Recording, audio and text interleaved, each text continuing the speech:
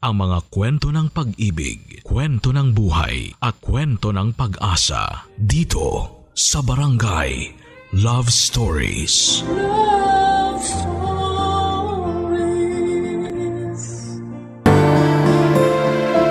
Lahat ng mga kamalian natin sa nakaraan ay minsan na nating hiniling na maitama sa kasalukuyan. Pero hindi ganon ang realidad dahil walang replay button sa tunay na buhay. Ikaw kabarangay, meron ka bang maling nagawa na gusto mong maitama? Dear Papa Dudut, lahat naman siguro tayo ay may panghihinayang sa buhay. Oportunidad man ito, bagay o tao. Madalas ay naiisip natin na kung maibabalik pa ang nakaraan ay gagawin natin ang lahat upang hindi na mawala sa atin ang mga pinanghihinayangan natin. At yun ang eksaktong naramdaman ko kaya napasulat ako sa inyong programang Barangay Love Stories. Pero bago ko ipagpatuloy ang pagkukwento ay magpapakilala muna ako. Tawagin niyo na lamang po ako sa pangalang August, 31 years old at kababalik ko lang dito sa Canada netong taong 2024 upang magtrabaho. Hindi na dapat ako mag-abroad ulit pero desidido akong mabigyan ng magandang kinabukasan ng nag-iisa naming anak na si Fatima. Medyo huli ko nang na-realize na kailangan ko palang magdoble sikap lalo na nung naging tatay na ako. Palibas ay masyado akong kampante at bulakbol noong araw. Mabarkada kasi ako at malimit namin yung pinag-aawayan ng kinakasama ko. Hindi niyo ako masisisi. Nagulat kasi ako sa responsibilidad ng pagiging isang ama. At aminado kong hindi ko pa na-enjoy ang pagkabinata ko. Kaya naman naging easy-go-lucky ako sa relasyon namin ni Fatima.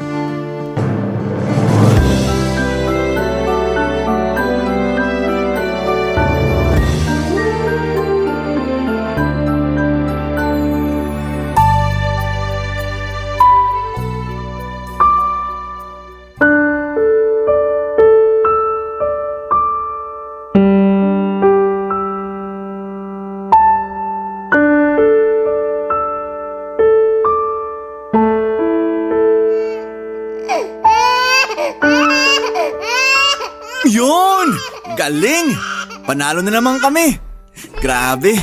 Buti pumusta ako ng malaki. August! Hindi mo ba naririnig yung anak natin? Kanina pa umiiyak ko. Tahan na anak. Halika, buhatin ka muna ni Mama ha? Ano ba naman yan, Fatima? Nagugulat ka naman. Oo. Sa boses ko nagulat ka pero hindi mo malang narinig ang iyak ng anak natin?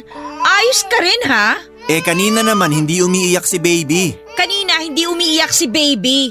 Ang sabihin mo kahit nakabaging tong anak natin sa kaiiyak, wala kang pakialam kasi nakatutok ka lang din sa cellphone mo. Grabe ka naman magsalita. Totoo naman ah. Bakit? Nasasaktan ka? Sino ba naman di masasaktan dun? Day off ko naman. Karapatan kong gawin ang gusto kong gawin kasi pahinga ako sa trabaho ngayong araw. Wow! Buti ka pa may karapatang magpahinga. Kumusta naman ako? Isusumbat mo na naman sa akin pag-aalaga mo sa anak natin? Malamang! Yan tayo Kung makapagsalita ka, akala mo di natin anak yung inaalagaan mo. Hindi ako magkakaganito kung tinutulungan mo sana ako. Kaso hindi Akala mo kung sino kang senyorito? Baka nakakalimutan mo ha? 2 buwan pa lang tong anak natin, August! Hindi ko naman nakakalimutan yon. Tsaka tinutulungan naman kita sa abot na makakaya ko Talaga ba? Hindi mo nga maalagaan ang anak natin ng ilang oras para makatulog man lang ako Puyat na puyat kaya ako. Tapos ikaw, palagi na lang ang sarap ng tulog mo sa gabi. Siyempre, pumapasok ako sa araw. Anong gusto mo? Pareho tayong puyat? Ang sa akin lang naman, iparamdam mo naman sa akin na mahalaga ako sa'yo. Simula kasi nung mga anak ako, parang kung sino na lang ang trato mo sa akin. Parang katulong mo na lang at tagapag-alaga ng anak mo. Masyado ka namang OA. Hindi naman kita tinatrato ng ganyan Hirap sa'yo, kinakawawa mo lagi sarili mo Kawawa naman talaga ako Diba? Hindi ba halata? Tingnan mo ang itsura ko. Hindi ko na magawang magsuklay o maligo man lang kasi nakatutok ako sa anak natin. Pahinga ko na sana yung araw na nandito ka, pero hindi ka rin maasahan. Kung minsan mas ikaw pang inaalagaan kaysa sa baby natin Hindi ko nakasalanan kung di ka makapagsuklay o makaligo. Diskartehan mo yan, malaki ka na. Pwisit ka talaga! Oh, tingnan mo. Tana, Pati anak natin naiingayan na sa bunganga mo. Anak, hindi ako magbubunganga ng ganito kung may kusa ka lang. Ang kaso, para kang laruan na disusi eh. Nung nakaraan, kinumpara mo ako sa pakong dipukpok. Ngayon naman sa laroang disusi. Totoo naman eh. Bakit? Nasaktan ka ba, ha? Malamang. Akala mo sa aming mga lalaki, walang feelings? Sa'yo, oo. Kasi mukha kang nagmamanhid-manhidan. Kayamot ka naman eh. Alam mo, kung sisirain mo lang araw ko, mabuti pa. Punta na lang ako sa mga tropa ko. Sandali lang. Sino may sabi sa'yo na aalis ka? Dito ka lang. At sinong may sabi sa'yo na mapipigilan mo ako? Isusumbong kita sa nanay mo pag umalis ka. Kaya kung ayaw mong masermonan, dito ka lang sa bahay natin. Pambihira naman. Ginamit mo pa si nanay. Talaga! O yan, buhatin mo ang anak natin. Teka, anong gagawin ko rito? Alagaan mo, padedehin mo, o di kaya naman patulogin mo. At saan ka pupunta? Saan pa ba? Eh di sa banyo, maliligo kasi nanlilimahid nga ako. Sabi mo, diskartehan ko paliligo ko, di ba? O yan, bantayan mo ang anak mo. Diyan ka na. Naman eh! Bilisan mo lang ha! Tahan na baby. Nandito na si Papa, huwag ka na umiyak. Papa Dudut, 25 years old ako noong nabuntis ko si Fatima at nung nalaman yun ni nanay ay hindi siya agad natuwa dahil nga sa aming 5 magkakapatid na lalaki ay ako lamang yung mahinang dumiskarte at tatamad-tamad. Kaya naman nag-alala ng husto ang nanay ko kung paano ko bubuhayin ang magiging anak ko. Eh wala naman akong trabaho noong nabuntis ko ang kinakasama ko. Buti na lang talaga at naawa sa akin yung isa kong tropa kaya pinasok ako bilang waiter sa parisan niya. Kaya sinabi ko sa nanay ko na pangangatawanan ko ang mag-ina ko. Pero dahil wala pa kaming sapat na ipon na pangbukod ay inuwi ko muna sa bahay si Fatima. Maayos po ang naging pagtanggap at pakikitungo ng nanay ko kay Fatima. Bagay na ikinatuwa at ipinagpasalamat niya. Palibhasa ay matagal na talagang gustong magkaanak ng babae ng mga magulang ko. Pero namatay na lamang ang tatay ko ay hindi yon natupad. Kaya nga itinuring ni nanay na parang tunay na anak si Fatima lalo na at ito lang yung manugang niya na tumira sa bahay namin. Kaya lang ay meron din palang disadvantage yun dahil kapag nag-aaway kami ni Fatima, siya ang laging kinakampihan ng nanay Ofelia ko, Papa Dudut.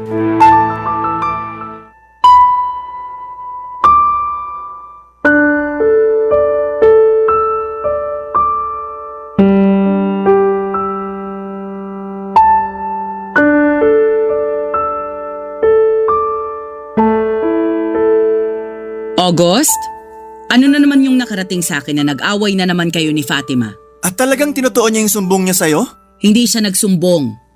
Nakita ko lang siya na umiiyak habang hinihele yung anak nyo, kaya nag-alala ko. Ayun, tinanong ko. Nung una ayaw pa ngang sabihin pero pinilit ko, kaya napakwento na lang din yung kinakasama mo. Huhulaan ko po, sa kwento niya, siya na naman ang tama tapos ako yung mali. O naniniwala naman ako kay Fatima. Kasi nakikita ko ang mga pagkukulang mo sa pamilya mo. Pati ba naman kayo, Nay? Anong pati ako? Sakit niyo magsalita kasi. Nasasaktan ka kasi totoo yung sinabi ko. Malay niyo naman nagdadrama lang yung si Fatima. Ito kasing nakaraan, lagi siyang malungkot. Tapos tingin niya pa sa sarili niya, kinakawawa ko. Kaya nga naiinis ako sa kanya eh. Kasi di naman ganun trato ko, pero yun iniisip niya. Intindihin mo na lang ang kinakasama mo. Baka mamaya dumaan sa ano nga yun? Postpartum depression yang si Fatima. Mahirap yun para sa aming mga babae na nagluwal ng sanggol. Kayo talaga? Kung ano-ano yung nababasa niyo sa internet. Anong postpartum depression? Di naman yung totoo. Dami niyong alam. Anong hindi totoo? Eksperto na ang may sabi. Saka kung makapagsalita ka? Palibhasa, hindi ikaw ang nanganak. Bakit naman kami magkakaanak? Lalaki kami, di ba? Wala kaming matres. Opa! Napakabastos mo namang bata ka. Hindi na po ako bata. Kaka-26 ko lang po, di ba? Alam mo naman pala na hindi ka na bata pero parang bata ka pa rin kung mag-isip at umasta. Baka nakakalimutan mo. May sarili ka na ring anak, August. Hindi ko po nakakalimutan yon pero... Pero ano? Nakakapagod din palang maging magulang. 2 buwan pa lang ang anak ninyo ni Fatima. Mahaba-haba pang panahon na gugugulin nyo sa pagpapalaki ng anak nyo. Tapos napapagod ka na agad? Hindi ko naman po kasi alam na ganito kahirap maging tatay. Doon pa lang sa kailangan ko magtrabaho para may panggatas at diaper yung anak ko. O sinong gusto mong magtrabaho? Ako? Matanda na ako para magbanat ng buto. Hindi ko naman po sinabi na kayo yung magtrabaho. Ang hirap kasi sa inyong kabataan. Gagawa-gawa kayo ng bata, pero takot kayo sa responsibilidad. Bilis nyo pang mapagod, lalo ka na. Sorry na po. Huwag na kayong magalit sa akin. Paano hindi magagalit sa'yo? Katwiran mo, bulok. Tapos panaysisi ka pa sa kinakasama mo. Maanong tulungan mo na lang siya pag nandito ka sa bahay? Hindi naman po kasi nakakatuwang tulungan si Fatima. Wala na siyang ginawa kundi magreklamo. Katulad nung pag naglalaba kami. Sabi niya di naman daw maayos pagbabanlaw ko. Kaya bumubula pa yung sinampay namin. Kahit ako siguro si Fatima, magrereklamo sa klase ng paglalaba mo. Hindi nga po kasi ako marunong. Kasalanan niyo rin naman po kasi di niyo ako tinuruan nung araw. At ako pang sinisi mo? Sa inyong magkakapatid, ikaw yung napakasutel, napakatamad at mareklamo pag inuutusan. Akala mo yata habang buhay akong nasa tabi mo, kaya kahit ganyan ang edad mo wala ka pa ring alam sa mundo. Sobra naman po kayo magsalita. Ginagawa ko naman makakaya ko. Pwes, pagbutihan mo pa. Huwag mo sasabihin na pagod ka na kasi pag magulang ka na, wala ka ng karapatang mapagod. Sana kasi bago ka nag-anak, pinag-isipan mo muna yung bagay na yan. Tapos ako pang sisisihin mo? Kesyo hindi kita tinuruan ng ganito, ganyan? Ikaw ang hindi willing matuto? Oo na po. Sorry na nga po. Huwag kang panay sorry. Magsikap ka para sa anak at pamilya mo. Tanda-tanda mo na Papa Dudut, pakiramdam ko ay wala akong kakampi sa sarili naming pamamahay. At kahit na nanay ko ay hindi rin ako kinakampihan, kaya nga habang tumatagal ay napuno na lamang ako. Inisip ko na napaka-unfair nila sa akin dahil pinagtutulungan nila ako. Na mahal lang nila ako sa tuwing may naibibigay ako sa pamilya namin. Pero dahil madalang lang naman yon ay madalas silang magalit sa akin. Kaya naman imbes na matuto at magpursige ako sa trabaho ay mas lalo akong tinamad. Hindi nagtagal ay lumayo na ng tuluyan ang loob ko sa mag-ina ko at pati na rin kay nanay. Mas matimbang na sa akin ang mga tropa ko dahil sila ang nalalapitan ko para makinig ng mga hinaing ko sa buhay. Lalo na kung tungkol yon sa kinakasama ko. Nawalan na rin ako ng amor sa anak namin at kapag nasa bahay ako ay mas gusto ko na lamang matulog kesa alagaan siya. Bakit ko gagawin yon? Trabaho yon ni Fatima bilang babae. Dahil sa ugali kong yon ay lagi na lang nagagalit sa akin ang nanay ko, Papa Dudut. Pero wala akong pakialam. Barangay Love Stories. Barangay Love Stories.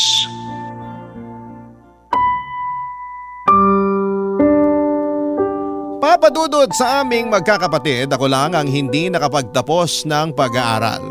Choice ko naman yon kasi nahirapan ako sa college. Nakatungtong naman ako pero isang semestre lamang ay nag-back out na ako. Buti na lamang at graduate na lahat ng mga kuya ko noong namatay ang tatay kaya wala nang masyadong iniisip si nanay. Dalawa pa sa mga kapatid ko ang nakatira na rin sa ibang bansa. Yung panganay ay sa Canada at yung pangatlo ay sa Korea. At sila ang sumusuporta sa amin ng nanay ko bago ko nabuntis si Fatima. Kaya nga nasabi ko na nagulat talaga ako sa responsibilidad ng pagiging magulang dahil sa edad ko noon ay wala pang direksyon ng buhay ko. At ayos lang kung magtrabaho ako o hindi kasi may kinakain naman kami ng nanay ko. Kaya lang noong nagkaanak na ako ay nagbago na nga ang lahat. At hindi ko alam kung kakayanin ko ba dahil nga namimiss ko na yung dati kong buhay na binata at walang iniisip na responsibilidad, Papa Dudut.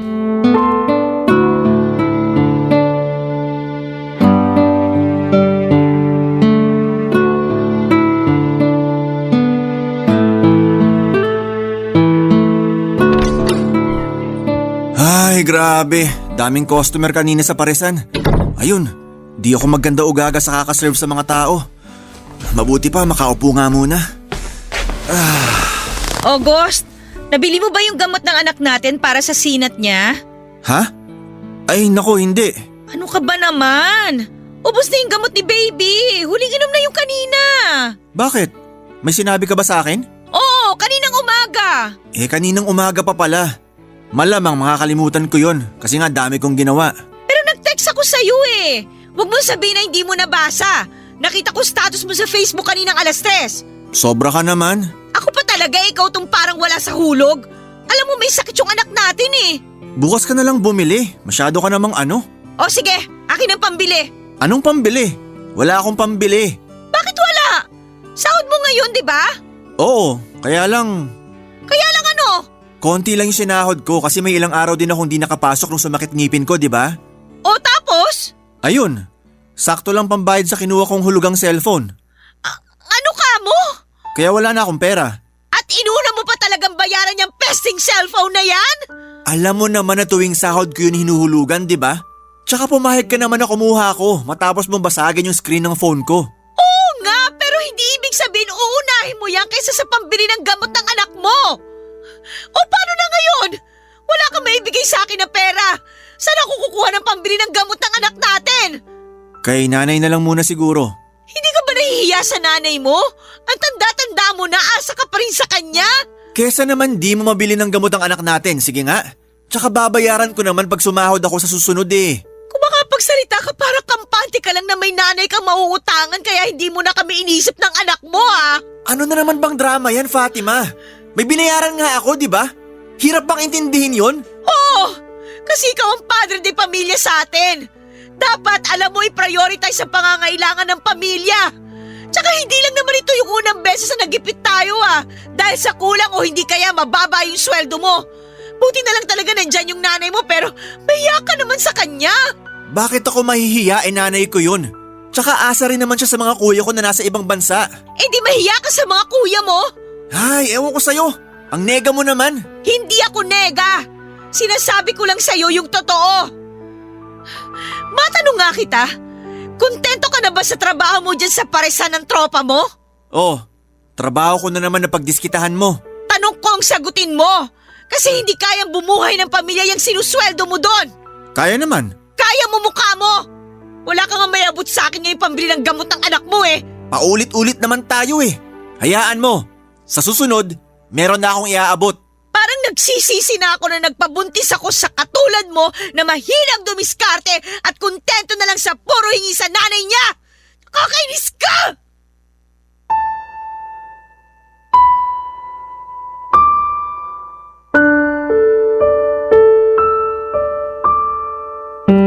Papadudot nagkakilala kami ni Fatima sa isang dating app. Tagal ko na rin kasi noong walang jowa kaya nainggit na ako sa mga tropa ko na in a relationship.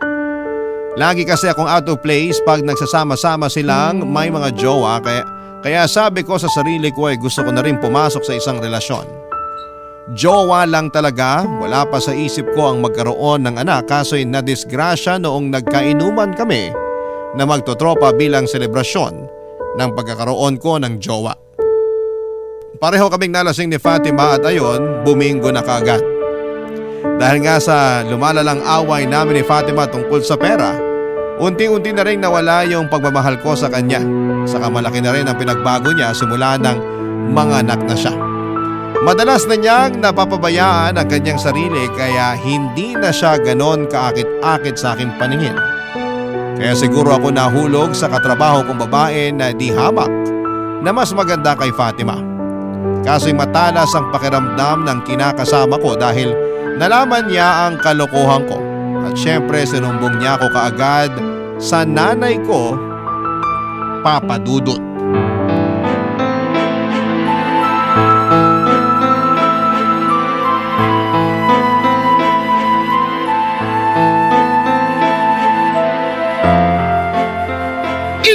Nay! Muntik naman po akong tamaan ng kaserola. Sana nga tinamaan ka na kasi kulang pa yan kung tutuusin. Bakit po ba? Ano po kasalanan ko? Nakuha mo pa talagang magtanong? Halika rito. Papaluin kita ng panandok. Lintik kang bata ka? Wag po, Nay. Masakit po yan. Wala akong pakialam. Sana naisip mo yan bago ka nagloko. Ano po magloko? Hindi ko po kayo maintindihan. Aray ko, Nay! Kunwari ka pa? Alam ko na lahat kasi sinabi sa akin ni Fatima. Ano na naman po bang sinumbong sa inyo ng babaeng yun? Ay di ano pa nga ba? Yung tungkol lang naman sa pambababae mong damuho ka. At naniwala naman kayo sa kanya ako tong anak nyo? Bakit hindi ako maniniwala kay Fatima? Hindi naman sinungaling yung kinakasama mo. Nay naman eh. Kung ganun, totoo nga. Sabihin mo, totoo ngang nang babae ka? Nay, please po. Sagutin mo ang tanong ko, tatamaan ka ulit nitong panandok na hawak ko. Opo. Nang babae nga po ako. Ang kapal ng mukha mong bata ka! Hindi na nga po ako bata. Huwag niyo na po akong ituring na bata. Tama na po, nakakasakit na kayo. Dapat lang nasaktan kita para magtanda ka. Puro ka sabi na hindi ka na bata. Pero tignan mo nga yung ginawa mo sa kinakasama mo. May anak na kayo ni Fatima. Pero bakit nakuha mo pang tumingin sa iba? Kasi nakakasawa na po yung ugali ni Fatima. Nakakaaburido na. Parang hindi na siya yung babaeng minahal ko. Parang nag-iba na siya. Kaya ka ng babae kasi nag-iiba na si Fatima? Baka naman imahinasyon mo lang yon. Kasi sa nakikita ko, siya pa rin naman yung kinakasama mo. Yung nanay ng anak mo. Oo, may nagbago sa kanya. Lalo na sa pisikal niyang itsura. Nakwento niya sa akin na hindi ka na raw nagagandahan sa kanya dahil hindi na siya madalas nakapag-aayos o kahit suklay man lang.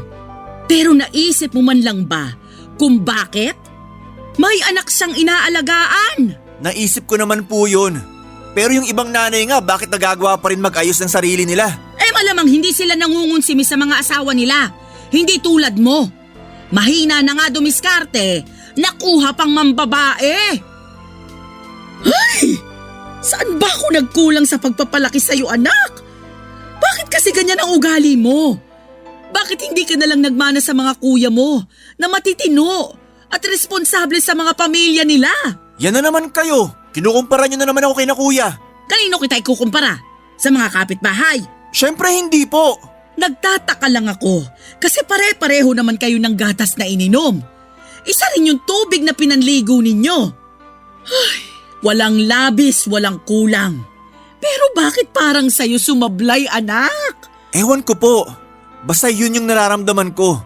Ayoko na kay Fatima kaya nagawa kong tumingin sa iba. Ganun na lang yon? Hahayaan mo na lang masira ang pamilya nyo dahil lang sa ayaw mo na? Kesa naman po pilitin pa natin. Wala rin naman patutunguhan. Ay! Napakasinto-sinto mo talaga kahit kailan! Papadudot na galit ako ng husto kay Fatima dahil sa pagsusumbong niya sa nanay ko. Ewan ko pero pakiramdam ko ako yung aping-api sa amin dahil pinagtulungan nila ako ni nanay. Kaya nga ininsulto ko lalo ang kinakasama ko at mas pinamukha ko sa kanya kung bakit ko nagawang tumingin sa iba. Hindi nga nagtagal ay tuluyan na akong umalis sa bahay namin para makisama sa babae ko dahil mas ramdam ko sa kanya ang concern at pag-aalaga sa akin. Alam ko na marami sa inyo ang madidismaya at sasabihin na baka karmahin ako. Kaya nga pagkalipas ng 3 buwan ay nangyari ngayon nang manlalaki naman ang babaeng pinalit ko kay Fatima at hindi nagtagal ay iniwan na rin niya ako.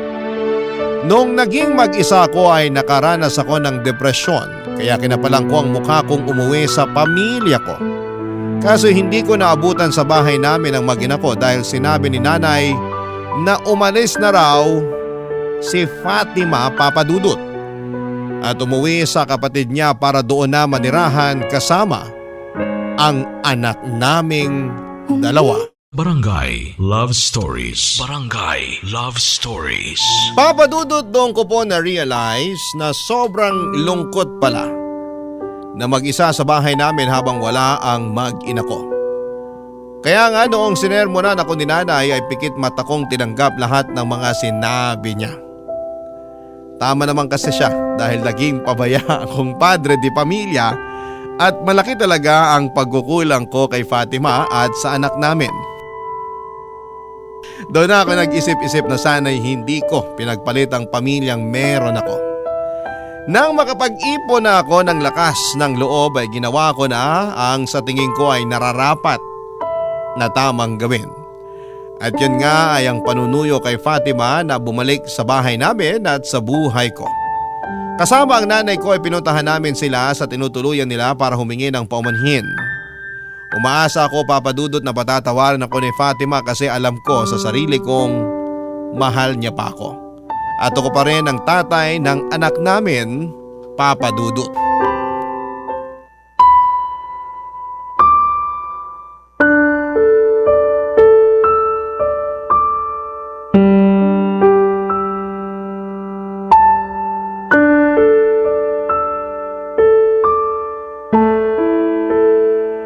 Ano bang ginagawa mo dito? Pumunta ako rito para sunduin kayo ng anak natin. At bakit naman kami sasama sa'yo? Kasi pamilya tayo. Noon yon, bago mo mas pinili yung babae mo. Alam ko na malaki naging kasalanan ko sa'yo. Kaya nga nandito ako ngayon para humingi ng kapatawaran. Aaminin ko, naging padalos-dalos ako noong mga panahong yun. Nakalimutan ko kayo ng anak natin nang ipagpalit ko kayo sa iba. Kaya nga humihingi ako ng tawad sa lahat-lahat ng nagawa ko sa'yo at sa anak natin. At sa palagay mo, dahil lang sa humingi ka ng tawad, tapos na ang lahat ng mga kasalanan mo? Diyan ka nagkakamali, August. Dahil nagising na ako sa katotohanan. Ako rin naman. Kaya nga na-realize ko na mas mahalaga kayo sa akin ng anak natin. O buti naman na-realize mo yan. Pero sorry ka na lang kasi huli na para sa bagay na yan. Anong ibig mong sabihin? Kasi pagod na akong makisama sa'yo. Pagod na akong umasa na mabibigyan mo kami ng maayos na buhay ng anak natin. Pagod na akong magmakaawa sa atensyon at pagod na ako sa pagmamahal mo. Pagod na akong mahalin ka. Please, wag mo naman gawin sa akin to. Ang alin? Huwag ako mapagod sa'yo? Oo, bigyan mo pa ako ng isa pang pagkakataon kasi nagsisisi na ako. Hindi ka ba nakikinig? Pagod na nga ako, di ba? Ibig sabihin, pati pagbibigay ng pagkakataon sa'yo, kinapagurang ko na rin. Pagod na akong umasa na magbabago ka pa kaya bahala ka na sa buhay mo. Fatima naman, wag mong gawin sa akin to. Alalahanin mong may anak tayo. Hindi ko nakakalimutan yon. Pero hanggat wala kang napapatunayan, wala ka rin karapatang matawag na tatay ng anak ko. Pangako, magsisikap ako. Maghahanap ako ng ibang trabaho para tumaas yung sahod ko para makabukod na tayo at mabigay ko rin yung pangangailangan nyo. Gawin mo muna bago ako maniwala sa'yo. At kung magawa mo man, huwag ka pa rin umasa na magkakabalikan tayo. Hindi ko naman ipagkakait sa'yo yung anak natin eh. Pero ayoko na makisama sa'yo kahit kailan. Ayoko na ulit maranasan yung mangungunsumi ako sa'yo. Yung mapraning sa'yo dahil sa pagiging sinungaling mo. Regalo ko na lang talaga sa sarili ko na bitawan yung relasyon natin kasi alam ko wala na akong mapapala sa katulad mo. Huwag ka naman magsalita ng ganyan. Lahat naman ng tao nagkakamali. Walang pinapanganak na perpekto. Kaya nga magsikap ka na lang na magbago para maging mabuting tatay sa anak natin. Kasi hanggang doon na lang yung magiging papel mo sa buhay namin. Ang mabuti pa, umalis ka na. Ayoko na makita ka pa. Fatima naman, wag mo naman gawin sa akin to. Sorry pero ayaw na nga kasi talaga kitang makita. Hindi pa ako handang makita ulit ang manlolokong katulad mo kaya umalis ka na! Please, pag-usapan natin to. Huwag mo ako ipagtabuyan. Gusto mo ba lumuhod ako? Hindi mo na kailangan gawin yan! Umalis ka na lang! Sige na, umalis ka na! Huwag ka na muna magpapakita sa akin! Fatima! Buksan mo tong pinto! Mag-usap tayo! Fatima! Mag-usap tayo! Patawarin mo ako! Hindi ko sinasadya! Fatima!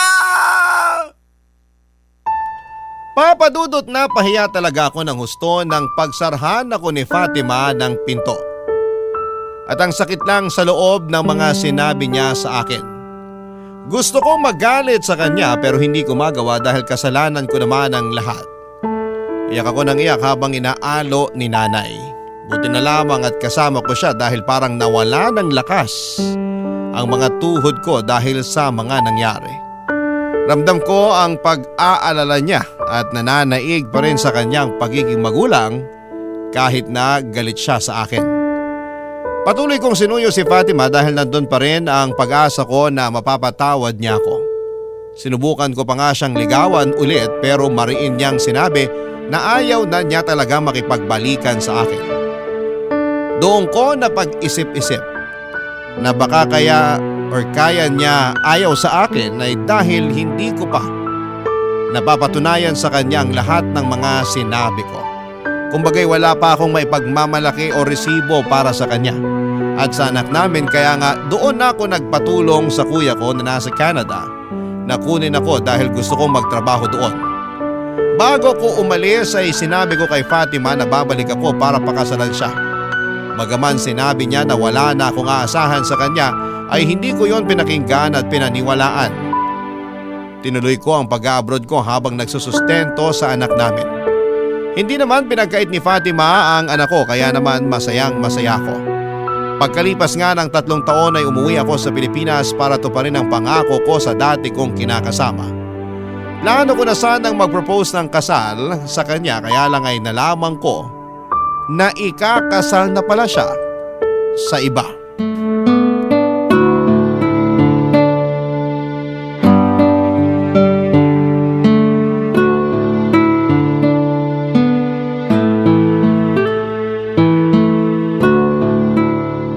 Naku, ang bongga naman itong invitation na to.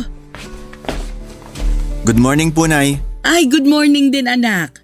Ano po yung hawak nyo? Ito ba? Invitation sa kasal ni Fatima. Po? Ay, ba't nagulat ka pa? Eh, alam mo namang ikakasal na yung dati mong kinakasama.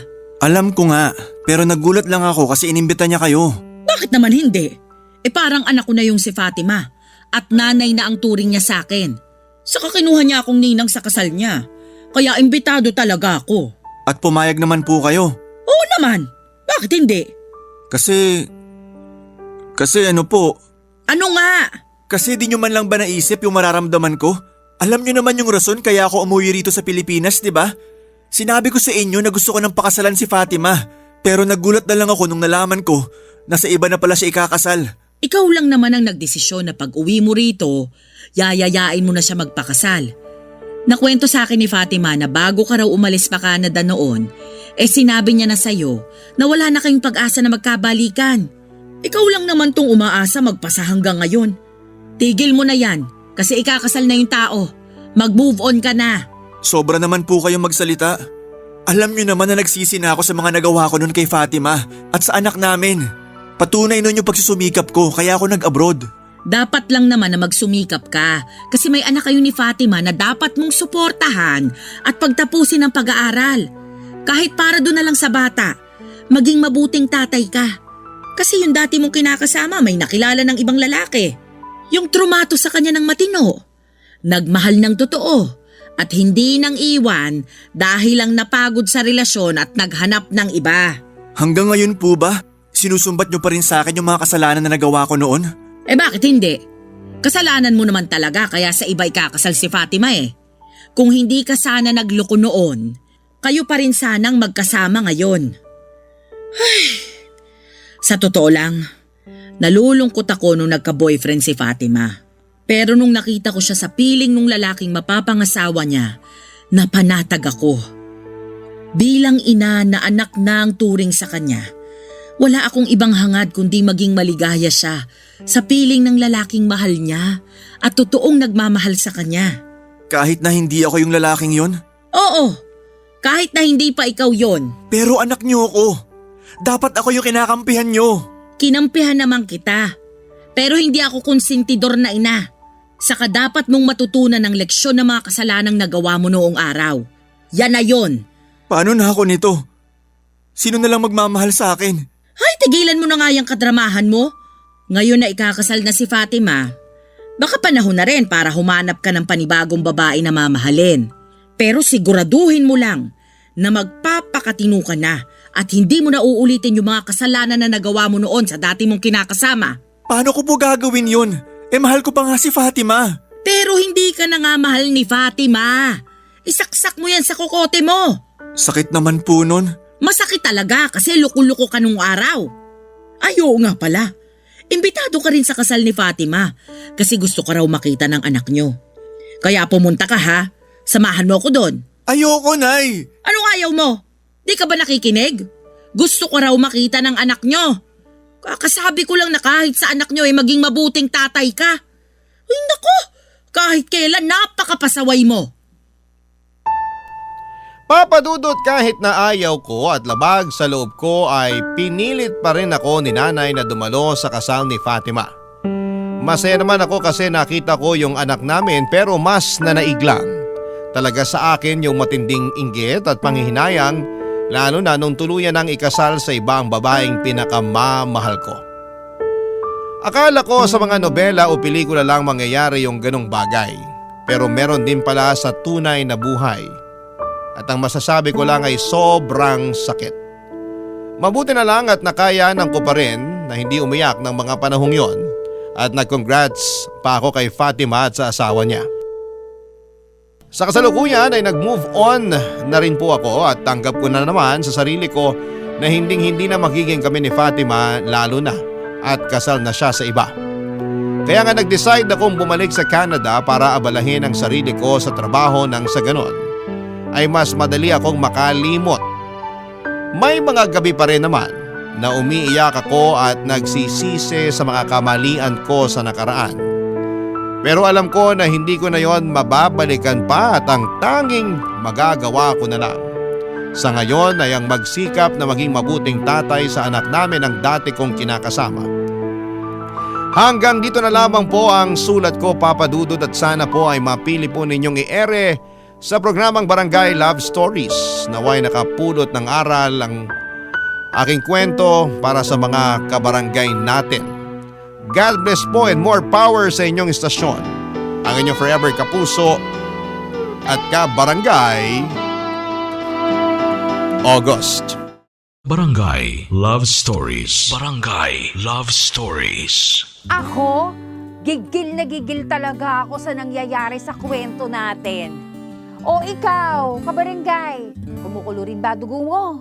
Pwede kang mag-iwan ng comment sa ating comment section. Nagustuhan ng iyong napakinggan? Ituloy yan via live stream sa www.gmanetwork.com/radio.